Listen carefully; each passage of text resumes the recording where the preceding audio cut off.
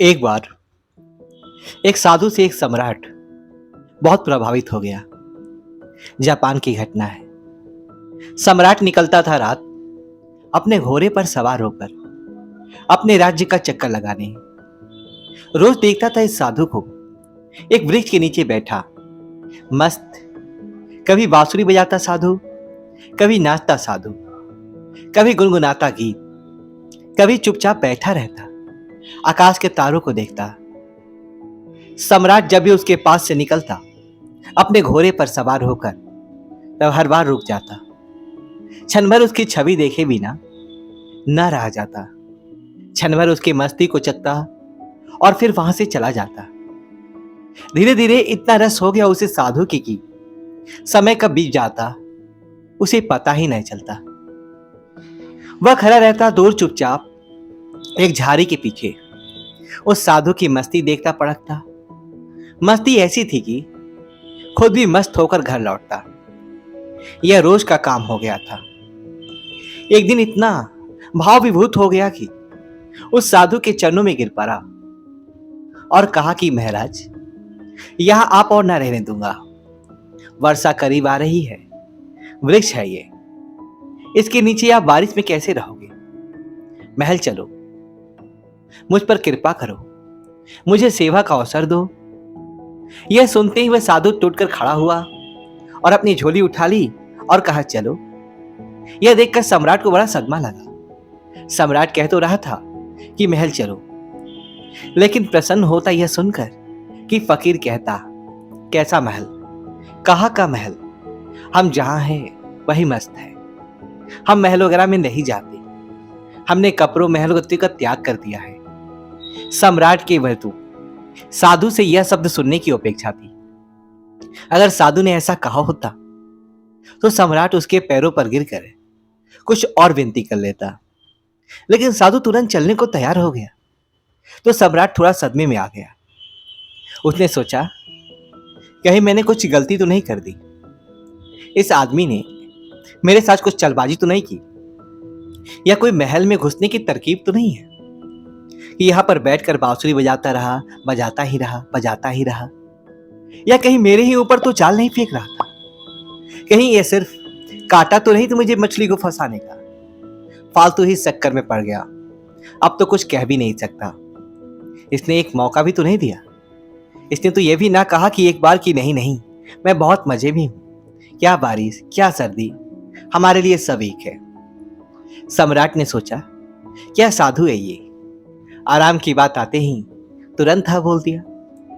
सम्राट के मन का सारा भाव ही खत्म हो गया।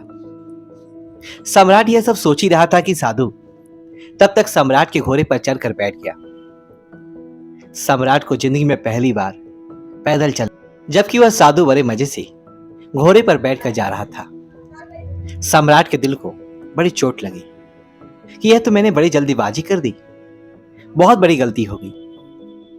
लेकिन सम्राट अब अपने बात से पलट भी नहीं सकता था। अपने वचन का पक्का जो था। सम्राट ने सोचा अब यह पड़ा रहेगा महल में, इतने लोग तो पड़े हैं और यह भी पड़ा रहेगा। लेकिन सम्राट के मन में उस साधु के लिए सम्मान खत्म हो चुका था। साधु तो महल में जाकर रहने लगा, पर सम्राट को दिन प्रतिदिन कष्ट बढ़ने लगा, क्योंकि साधु ऐसी मस्ती में रहता था। जब यही साधु उस वृक्ष के नीचे मस्त रहता था तो सम्राट के मन में उसके लिए आदर पैदा होता था कि वह कैसा गजब का त्यागी है। साधु तो वृक्ष के नीचे भी बांसुरी बजाता था और महल में आके भी बांसुरी बजाता था, लेकिन अब वह मखमल के गद्दों पर बैठकर बांसुरी बजाता।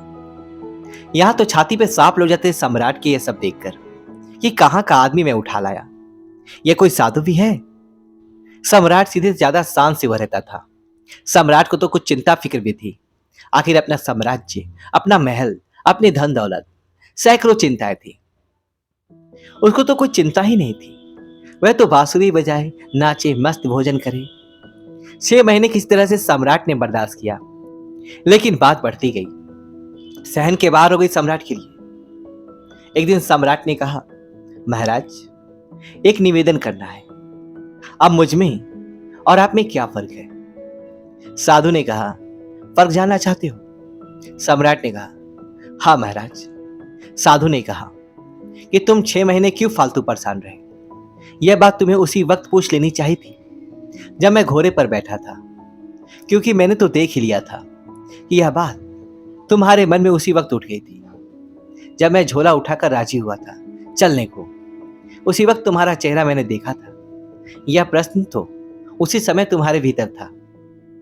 अरे बुद्धू, तुमने 6 महीने तक अपनी छाती क्यों जलाई?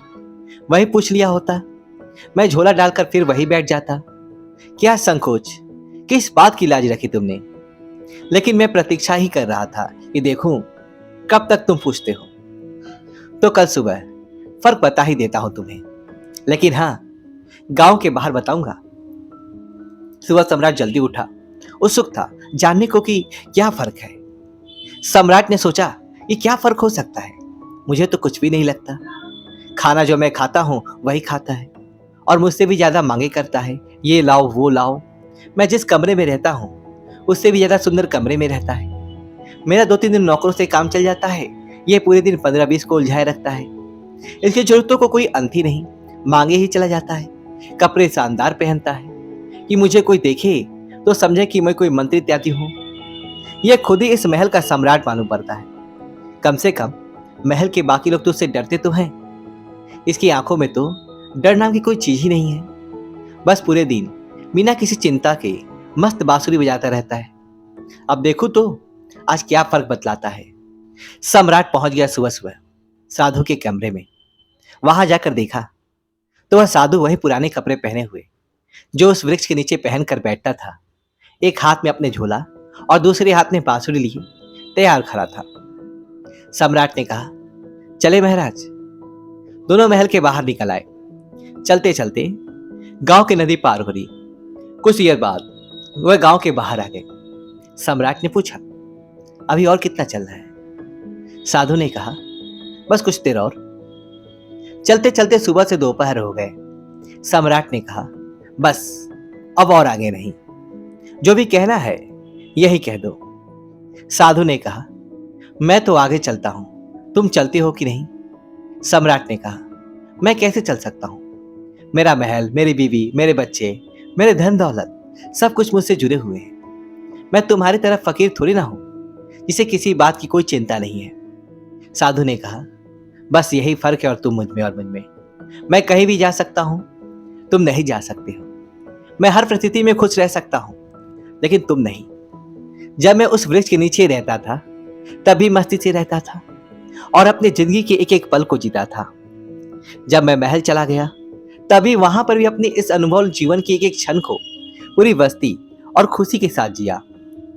अब जब मैं कहीं और चला जाऊंगा तभी ऐसे ही जीऊंगा।